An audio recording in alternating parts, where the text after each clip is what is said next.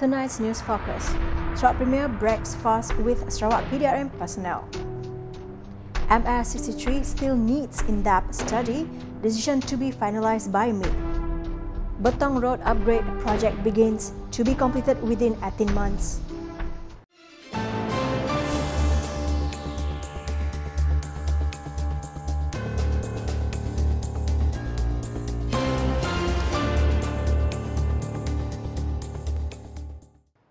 Good evening. Sarawak Premier Datuk Patinggi Tan Sri Dr. Abang Abdul Rahman Zohari Tun Datuk Abang Openg spent time breaking fast with members of the Sarawak contingent of the Royal Malaysia Police (PDRM) at the Al-Muhajirin Mosque, Tabon Jaya Police Housing Complex on Saturday. His visit at around 6:20 p.m.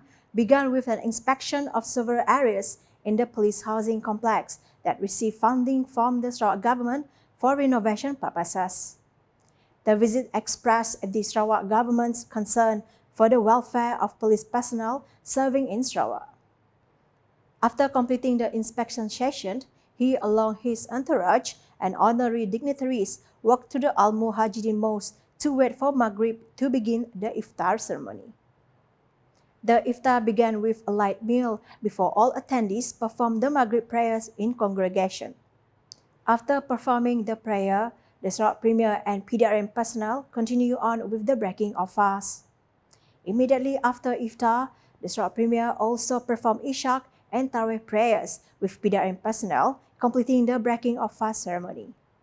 At the end of the ceremony, there were also a souvenir presentation to Datuk Patinggi Abang Zohari as a token of appreciation for his presence to grace the ceremony.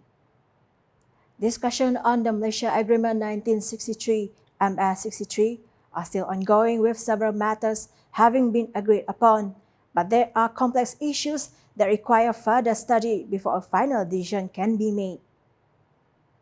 Deputy Prime Minister Dato' Sri Fadilah Yusof said that although progress has been made in several aspects, there are still issues that require further attention. This matter is related to the redistribution of parliamentary seats in Sabah and Sarawak, the continental shelf, as well as differences in legal interpretations between the federal government as well as the Sabah and Sarawak governments. Ada beberapa perkara yang telah pun dipersetujui. Ada yang dipersetujui sebahagian, ada yang masih di peringkat orang kata belum mendapat persetujuan. Yang itu terpaksa dibawa ke peringkat majlis tertinggi yang dipengerusikan oleh Perdana Menteri. Di mana Yang Amat Berhormat Premier dan Yang Amat Berhormat Ketua Menteri Sabah duduk di situ untuk mendapat hala tuju seterusnya. He said this after officiating the closing ceremony of the Ihya Ramadan 2025 camp at the Sarawak Islamic Skills Institute of Malaysia, Telaga Air on Sunday. According to Datuk Sri Fadilah, the next meeting is scheduled to be held in May, whereby several important decisions are expected to be made. Kita akan bincangkan untuk dapatkan hala tuju.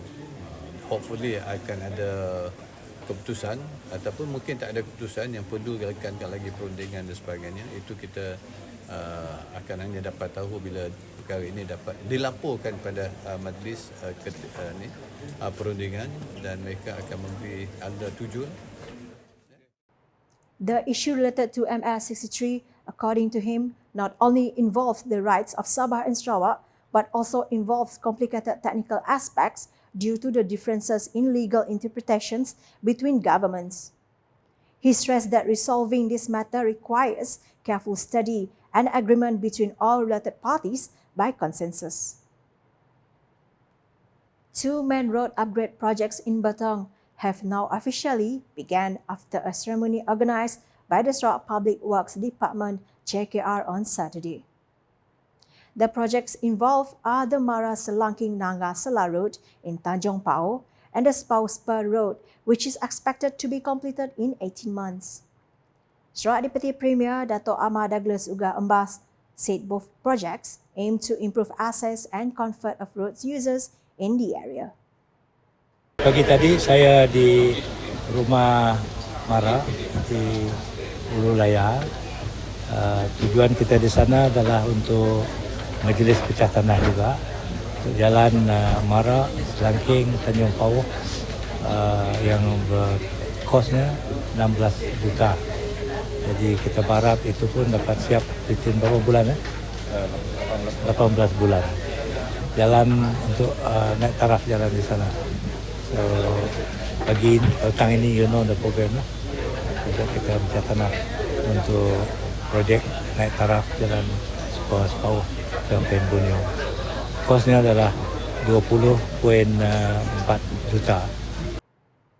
He said after completing the groundbreaking ceremony for the Spur Road upgrade project on Saturday. It is understood that the Mara Selangking Naga Sela Road in Tanjung Pao will involve the upgrade of the 10 kilometers of rockery and concrete road to a tarmac road. Meanwhile, the Spur Road will also involve works to upgrade approximately 10.5 kilometers of the existing JKR R2 road to JKR R3 road standards. To ensure this project running on schedule, JKR Sarawak is introducing a new step where contractors who fail to achieve the progress targets within 30 days may have their contracts terminated. Bagi kami dah berbincang, 100 hari itu dah terlalu lama, 3 bulan. So we are trying our best to see how we can reduce it to 30 months, 30 days. Kalau dalam 30 hari, dia nampak tidak gerak seperti yang dia jadual, maka maknanya dia tidak berdaya untuk meneruskan projek.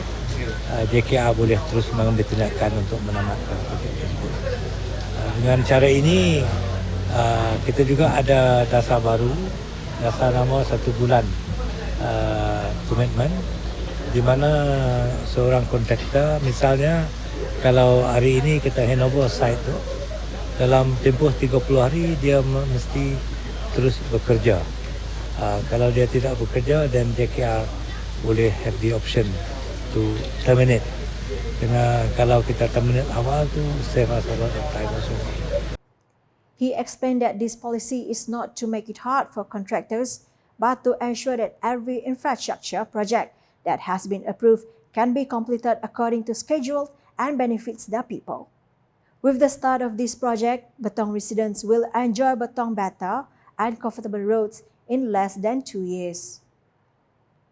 The Sarawak government has requested to review the eKasih data itself to ensure the accuracy of information related to poverty rates in the state.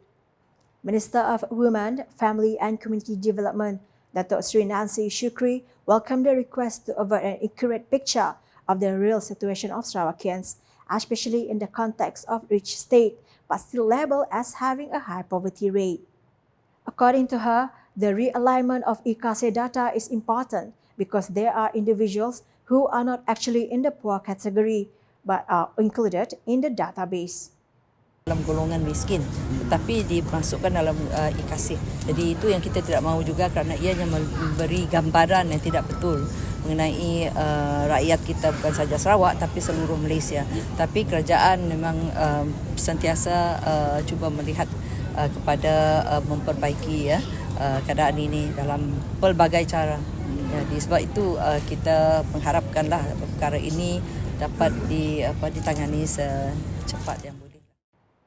She said this when met by reporters after the Juh Shopping Raya Perkemar Sarawak 2025 program at Maidin Vista Petrajaya on Sunday. She said this in response to a statement by Sarawak Minister of Tourism, Creative Industry and Performing Arts, Datuk Sri Abdul Karim Rahman Hamzah, who previously suggested that the government re-evaluate the approach based on eKasih data, especially in measuring the state's poverty rate. The Sarawak government hopes that with this review, more groups who really need assistance can be given aid more accurately and effectively. A total of 110,000 packs of Bubur Lambuk were distributed simultaneously across Sarawak on Saturday as part of the Gerak Rahmah Masak Bubur Lambuk Perpaduan program organised by the Ministry of National Unity in collaboration with the Department of National Unity and Integration.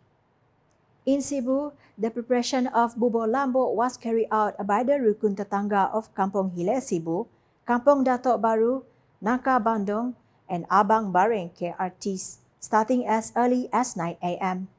Minister of National Unity, Datuk Sri Aaron Agodagang, stated that the program is part of the Gerak Rahmah Masak, Bubur, Lambuk, Perpaduan and Majlis Iftar Harmoni held in more than 100 locations nationwide throughout Ramadan. Program ini adalah kita adakan di bawah Kementerian Perpaduan Negara. Kita pun sudah mengadakan di peringkat kebangsaan di Kemaman 2 hari yang dulu. Dan di sini adalah part of the event. Jadi untuk semua bubur Lambuk kita prepare for the whole country, lebih kurang 1.3 juta yang meningkatkan rukun tetangga 3,400 rukun tetangga, jumlah periuk 6,500 periuk, betul ha? Banyak ha? Dan di Sarawak hari ini saja kita sudah menyediakan 110,000 bubur Lambuk bekas untuk hari ini. He told reporters during the Gerak Rahmah Masak, Bubur, Lambuk, Perpaduan Sarawak and Lan Berambe Sungkei 2025 event at Dataran Tun Tuanku Bujang here on Saturday. In addition to distributing bubur Lambuk, he also presented Bakor Rahmah aid to the underprivileged and the flood victims from last month. And that's the English edition with me, Stephanie Jores. More news can be found on the official portal ukas.sarawak.gov.my and social media platforms, including Facebook and YouTube. We end tonight's UKAS Bulletin with a showcase of the Sarawak Premier breaking fast with the Sarawak contingent of the PDRM at the Al-Muhajidin Mosque, Tabon Jaya Police Housing Complex on Saturday.